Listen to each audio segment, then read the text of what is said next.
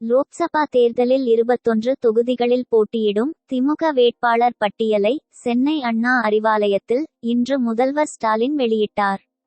இதன்படி மத்திய சென்னையில் தயாநிதி மாறன், ஸ்ரீபெரும்பதூரில் டி.ஆர். பாலு போட்டியிடுகிறார்கள். இது தவிர 11 புது முகங்களுக்கு இந்த தேர்தலில் போட்டியிட திமுக வாய்ப்பளித்துள்ளது. நாடே எதிர்பார்த்து கொண்டு இருந்த லோக்சபா தேர்தல் தேதியை கடந்த வாரம் தேர்தல் ஆணையம் வெளியிட்டது.